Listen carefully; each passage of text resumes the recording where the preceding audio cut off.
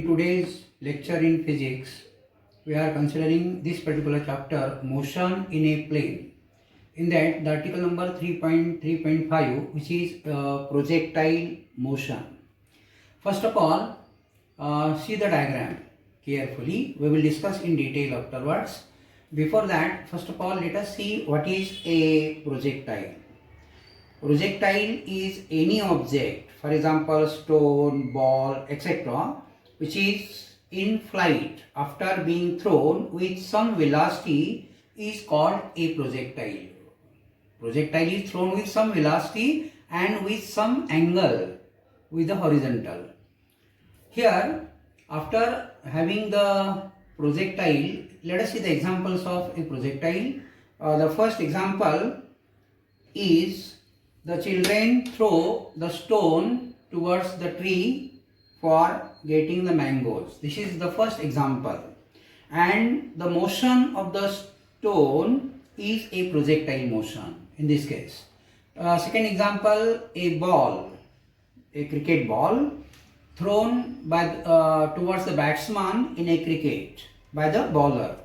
So a bowler throws a ball towards the batsman in a cricket, which is an example of a projectile motion. Here, ball have certain velocity and which is projected with certain angle in the cricket. The third example, a basketball player throws a ball towards the basket.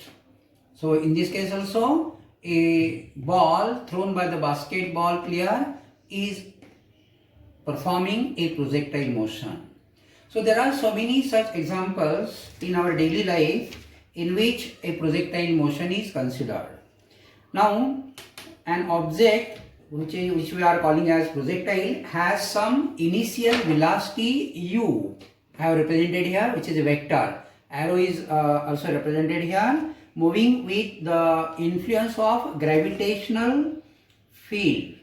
Earth's gravitational field is acting on this projectile, and the velocity has two components. The first component along x direction, which is horizontal component ux, and a vertical component uy, which is along the y direction.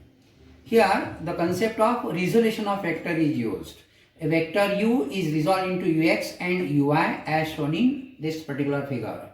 Now, the effect of air resistance is negligible in this case, and the acceleration due to gravity acts only in the downward direction, vertically downward direction, and therefore I have taken ay as minus g. The negative sign indicates that it is directed in a downward direction, and ax is 0. There is no acceleration in a vertically upward direction, in a horizontal direction along x-axis. And now, here this derivation is assumed by considering air resistance to be neglected, and here we are using u as the initial velocity of the projectile and theta is the angle made by the direction of the projectile with the horizontal.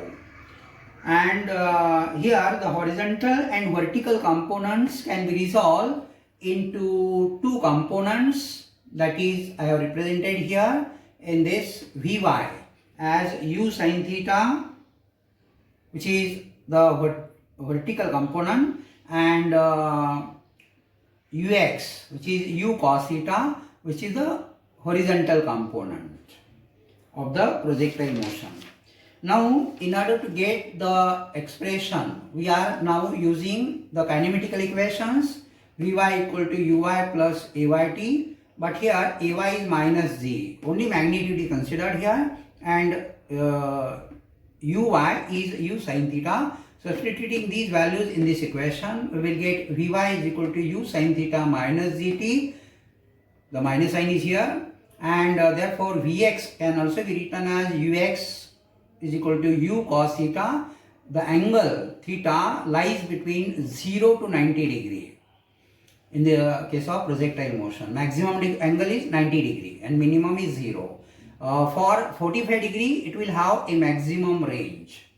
Here, again we are using the second kinematical equation, Sx is equal to ux t plus 1/2 ax t square. Actually, the equation is x is equal to ut plus 1 half at square, that we have used for x directional as well as y directional motion. Sy is uyt plus 1 half ayt square. Now we are substituting the values of ux and uy here in this equation. So sx will be u cos theta into small t. I kept a bracket here for this particular term ux. Since ax equal to 0, if this ax is 0, the second term will vanish. Now sy will be u sin theta into t, which is minus 1 half zt square, because ay is minus z. After this, we will continue with the equation of motion of the projectile. For that, we are using equation number 3 and 4 here. Sx is equal to x and sy equal to y we are substituting. And from the geometry of the figure, Sx will be u cos theta into t, and therefore x will be u cos theta outside the bracket t. Therefore t can be written as x upon u cos theta. Now we are using the second this equation, expression for Sy, fourth equation. So y is equal to u sin theta into t minus 1 half zt square. Substituting the value of small t here again from this equation, so that the equation gets modified. U sin theta into x upon u cos theta, which is the value of small t, minus 1 half z into bracket x upon u cos theta bracket square, value of t and square of it. Now if you simplify this, u gets cancelled out. Sin theta upon cos theta is tan theta. So y equal to tan theta into bracket, outside the bracket, x minus 1 half z upon, z is taken inside, u square cos square theta, outside bracket x square. The terms are rearranged here in order to get the proper equation, because this bracketed term is a constant term. And therefore y will be ax plus bx square. That is equation number 5, which is the equation of trajectory of the projectile motion, and it is the equation of a parabola. Here, if you are observing the figure, capital R represents range of the projectile. H represents, H max is the maximum height of the projectile. Here, theta is the angle of projection and u is the initial velocity of the projectile. Here I have represented two positions, A and B, where the x and y components are represented here in this figure. Ux here only acting, uy is not acting here because it is 0 at the point P. The point P is at the maximum height. OP and PQ, which are the paths of the projectile. Whatever is the time required from O to P will be the same time required from traveling from P to Q for the projectile. Here, in the next lecture article, we will discuss the height of the projectile, maximum range of the projectile, as well as the angle of projection.